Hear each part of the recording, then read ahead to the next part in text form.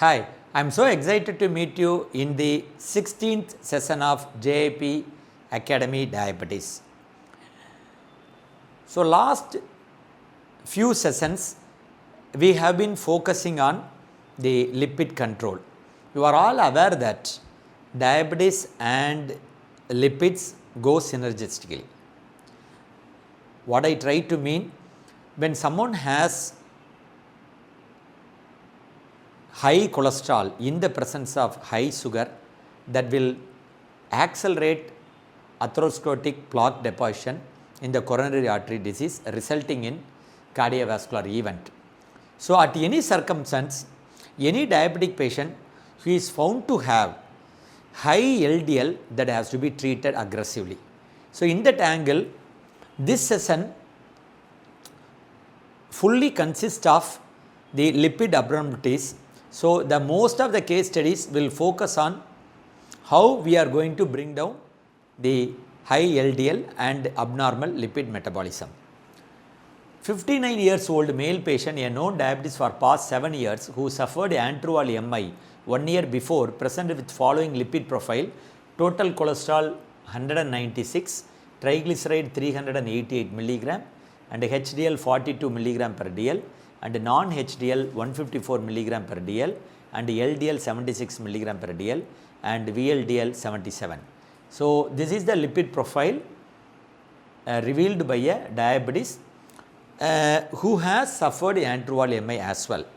When you look at the lipid profile, you will be easily tempted to get attracted with high triglyceride level. Any patients who presents with a lipid profile, you have to always look at LDL level. That is very, very important. To reduce cardiovascular event, the most important is you have to reduce the LDL level. So, the most important part of lipid treatment would be, first you have to bring down LDL, that is your primary target. And second one, the co-primary target would be non-HDL, and then you have to look at apoprotein B, and the fourth one lipoprotein A also. So, you are all aware that lipoprotein A should be tested once in a lifetime, because the abnormal elevated lipoprotein A can lead to the higher incidence of genetically mediated premature atherosclerotic cardiovascular disease. So, we have witnessed many young chaps who succumb to sudden cardiac death is being attributed to elevated lipoprotein A level. So, in this patient, first most important, before you treat or before you bring down LDL, first most important is the risk stratification is very, very important. So, first most important, whether they are under low risk or moderate risk or high risk or extreme risk. This is the way that is being classified by our Lipid Association of India. So, Lipid Association of India has imposed stringent control or stringent guidelines for bringing down LDL, because our association claimed that the guidelines that are provided by ADA or American Society of Cardiology may not be applicable in our Indian setup, because our Indians are suffering cardiovascular disease at early age, I mean 5 to 10 years before the onset of incidence of Western counterpart. So, it is very imperative that you have to bring down LDL stringently and very aggressively to prevent the more incidence of cardiovascular event that are witnessed in our Indian counterpart. So, in this patient, so what kind of risk they are being brought? So, known diabetic for past 7 years. What you have to remember, that any patient who is a known diabetic, they come under moderate risk. If someone suffers atherosclerotic cardiovascular disease, I mean stroke or MI or even unstable angina or any history of CAD, of course, then peripheral vascular disease, then if you have established atherosclerotic cardiovascular risk, then they will be under high risk. So, what is the difference between the moderate risk and high risk? When you label the patient to be under moderate risk means your target LDL should be around 70, it should be below 70. When someone is diagnosed to have high risk category, then their target LDL would be less than 50.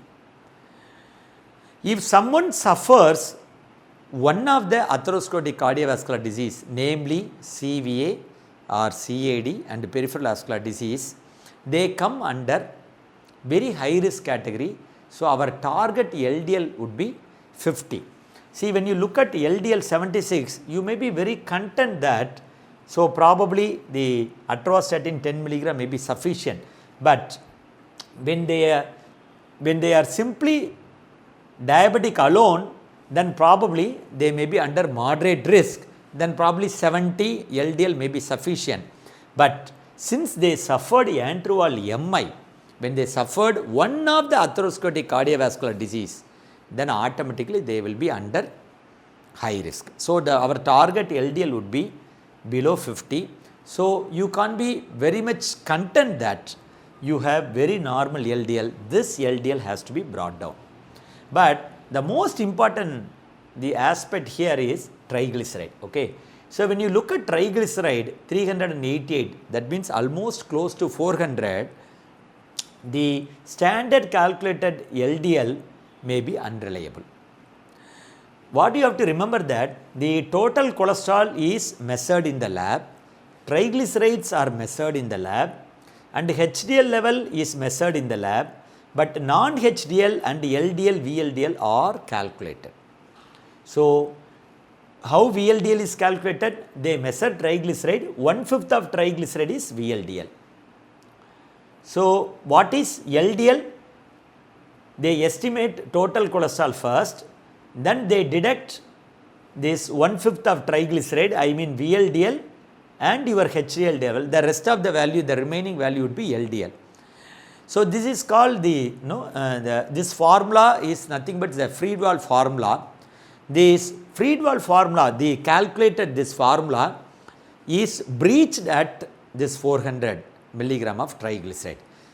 When someone presents with triglyceride value of 400, then if they calculate with the available Friedewald formula, then what you have to understand that it may be erroneous. Then this patient LDL has to be measured rather than to be calculated. That is very, very important. So, this LDL may be unreliable since the triglyceride level it is close to 400. So, probably there are some equations are there, something called Sampson equation.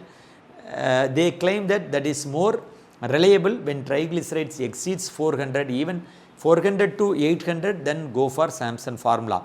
So, what I am trying to insist that or emphasize that when you have triglyceride 400, then repeat LDL value by measuring the LDL value rather than the calculated value.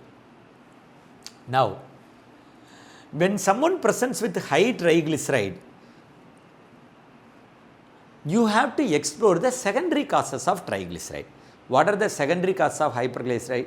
Suppose if they have poor glycemia, if they present with 400, 500 milligram of sugar, that indicates insulin deficiency. So, insulin deficiency may lead to hypertriglyceridemia because insulin deficiency will cause deactivation of lipoprotein lipase enzyme resulting in hypertriglyceridemia. So, if you treat diabetes with administration of insulin, that will stimulate lipoprotein lipase enzyme resulting in triglyceride breakdown leading to reduced triglyceride and VLDL. So, if patient has high sugar, treat hyperglycemia.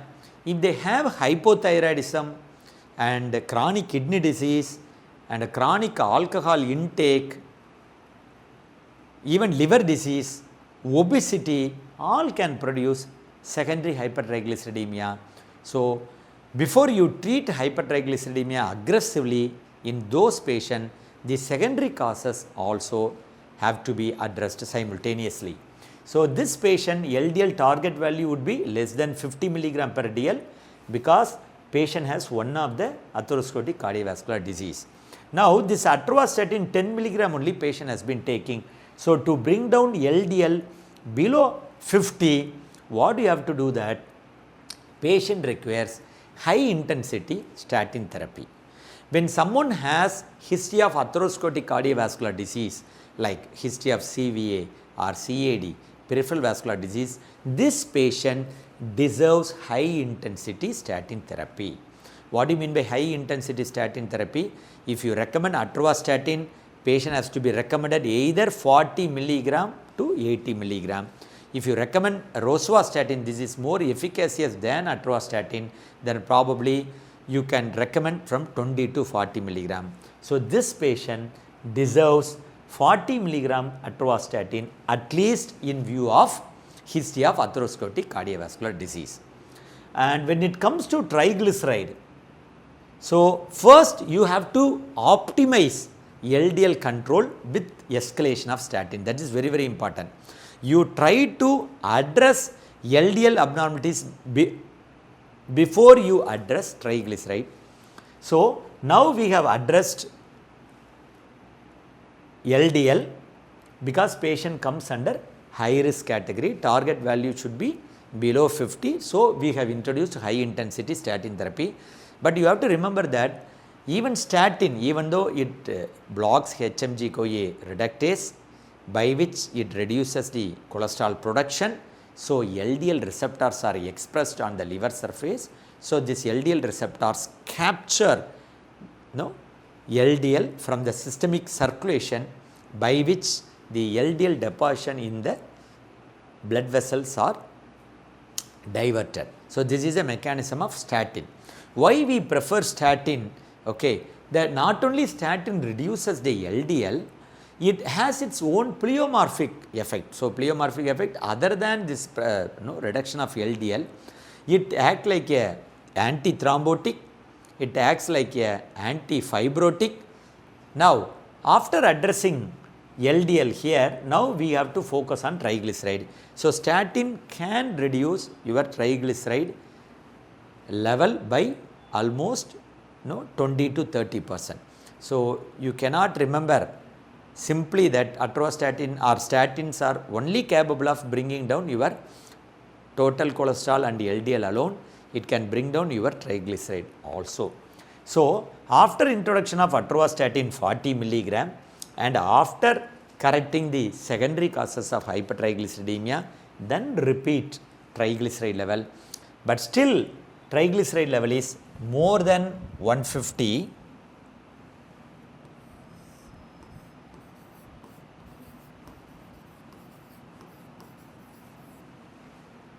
then this hypertriglyceridemia can precipitate one more cardiovascular event. This is called residual cardiovascular effect. After correction of LDL, still your triglyceride levels on the higher side, that triglyceride has to be brought down. So, you have couple of the drugs. Now, you are aware that there are two drugs that are available which can effectively address hypertriglyceridemia. One, fibrates, okay, and second one newer drug is icosapent ethyl. Okay. So, what is the essential difference between fibrate and icosapent ethyl? The field study clearly demonstrated that the introduction of fibrate can bring down your triglyceride level, but it won't reduce your cardiovascular event. So, probably when someone has triglyceride level 300 after introduction of fenofibrate, okay, fibrate, then probably your triglyceride may be brought down to 150 or 160. So numerologically, definitely it would act very effectively. But this reduction in the numbers are not translated, are not converted into reduction of cardiovascular event. And that's why now we are strongly recommending icosapent ethyl. So icosapent ethyl is nothing but it is a pure form of eicopentanoic acid. So it is one type of omega-3 fatty acid. So omega-3 fatty is, you know that eicosapentanoic acid and docosahexaenoic acid, both are collectively called omega-3 fatty acids. These are very abundant in fish oil, okay, cod liver oil. But when you take cod liver oil and fish oil, which contains both eicosapentanoic acid and docosahexaenoic acid, so when you take this cod liver oil and fish liver oil, since it contains both omega-3 fatty acids, leads to elevation of LDL cholesterol.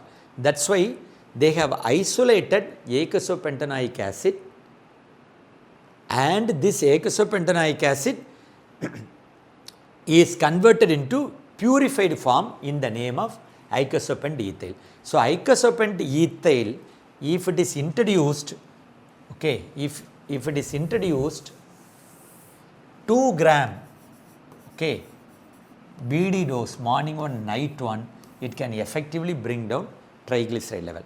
But what is the difference between fenofibrate and icosapent ethyl? So the reduced IT trial proved that icosapent ethyl not only reduces the triglyceride level, it can bring down cardiovascular event in the patients who are already on statin. So that's why we prefer icosapent ethyl nowadays. This patient already suffered one cardiovascular event. So you have to optimize LDL first. That's why we stratified this patient in such a way that this patient comes under high risk category, because if anyone suffers one atherosclerotic cardiovascular disease in lifetime, then probably they should maintain LDL less than 50 milligram per dl throughout the life. So in that way, this 77 milligram still we consider very high value, which may lead to cardiovascular event. So we introduced high intensity of atorvastatin 40 milligram to bring down LDL. Then after bringing down this LDL with atorvastatin, we are waiting for triglyceride reduction with statin. Repeat of lipid profile, if it shows again more than 150 triglyceride, this high triglyceride itself can precipitate cardiovascular event. That's why any patient who presents with triglyceride level less than 500, especially in a high risk patient like those who harbor diabetes and hypertension, obesity, smoking, family history of cardiovascular disease. So this patient has to be treated aggressively, because hypertriglyceridemia less than 500 can precipitate cardiovascular event. But if triglyceride level around 1000, 1500, that is responsible for the precipitation of acute pancreatitis. But this patient, we are treating hypertriglyceridemia only to prevent the another episode of cardiovascular event. So we have two drugs, fibrate and icosapent ethyl either. Okay, but icosapent ethyl is preferred because we have studies which support icosapent ethyl, because it reduces cardiovascular event, unlike fenofibrate, which reduces triglyceride alone in numbers, but it won't reduce cardiovascular event.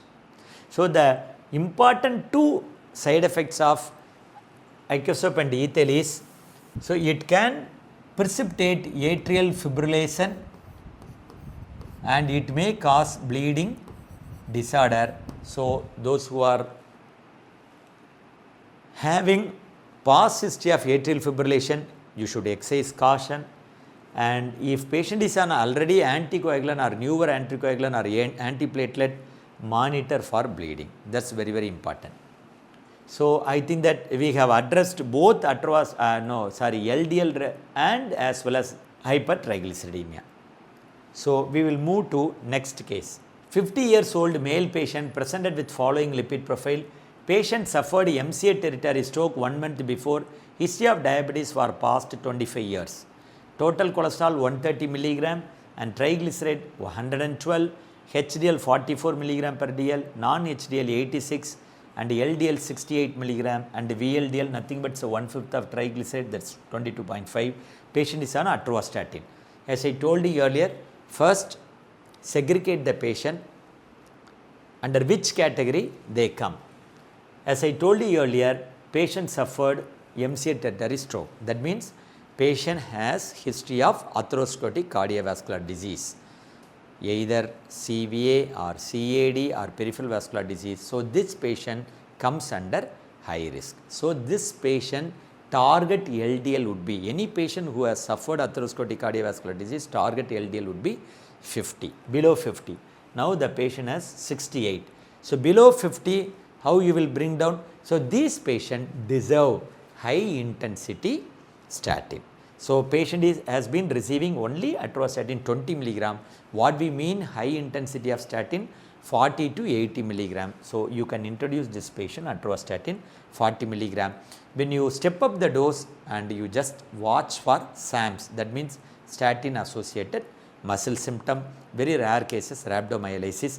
Suppose this patient, when you step up the dose 40 milligram, if they complain severe muscle pain, then probably you can use some non-statin therapy that is called ezetimibe. Okay. Ezetimibe. Okay, it's available as 10 milligram. So ezetimibe, it acts at the intestinal lumen.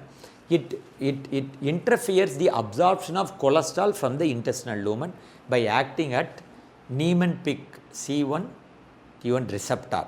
So what you have to remember that ezetimibe interferes with cholesterol absorption, or it can prevent cholesterol absorption from the intestinal lumen. So when you step up the atorvastatin, but if patient is not able to tolerate atorvastatin, then probably you can retain the atorvastatin, probably 20 milligram, then add ezetimibe.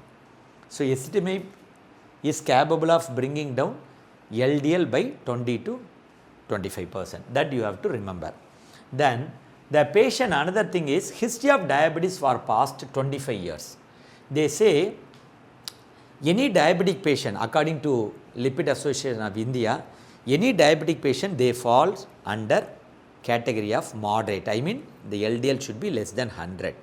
If history of diabetes more than 10 years without harboring any end organ damage, no atherosclerotic cardiovascular disease, even if they have history of diabetes more than 10 years, then they say this patient are very prone for getting cardiovascular disease. So their target value would be less than 70.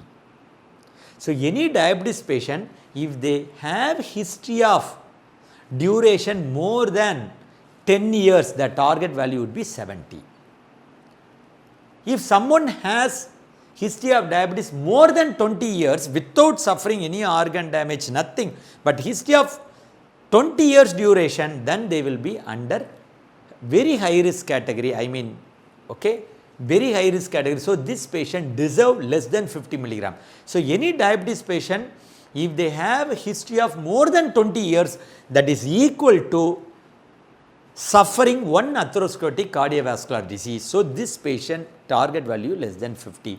But in any way, so because of diabetes more than 20 years and already one history of atherosclerotic cardiovascular disease, this patient LDL should be below 50 milligram. So definitely you can escalate atorvastatin dose to 40 milligram. Then if patient is not able to tolerate because of statin induced muscle symptoms, then probably you can bring in ezetimibe. It doesn't interfere with your cholesterol production, unlike statin. It interferes or it inhibits the absorption of cholesterol from the intestine. So this patient deserve ezetimibe if patient is not able to tolerate to escalation of statin. So with this, I conclude. So probably I have introduced something called stratification of risk category. So any patient who presents with lipid profile, whether the patient has history of diabetes or not, if diabetes moderate risk, you can introduce statin. If they have more than 10 years, LDL value should be less than 70. If they have history of diabetes more than 20 years, target value will be 50. Okay. So if you want to reduce LDL value below 70 or below 50, introduce high intensity statin, not simple atorvastatin 10 or 20, introduce 40 milligram. That's one important point. And if patient has history of atherosclerotic cardiovascular disease, then LDL should be maintained below 50 throughout the life. Introduce high intensity statin, I mean atorvastatin 40 to 80 milligram, rosuvastatin 20 to 40 milligram. Then if you look at any lipid profile, don't get carried away with high triglyceride. You just focus on LDL, bring down LDL level based upon the risk category the patient belong to. Once LDL is brought down with the help of atorvastatin, either by introduction of high intensity statin, suppose if patient is not able to tolerate muscle adverse effect, then probably you can bring in ezetimibe. Then you just target triglyceride. If you want to bring down triglyceride and cardiovascular reduction, introduce icosapent ethyl 2 gram BD. You can liberally use. Someone presents with 400 because it reduces cardiovascular event. But those who are on atrial fibrillation and history of bleeding possibility, then you should exercise caution. Thank you.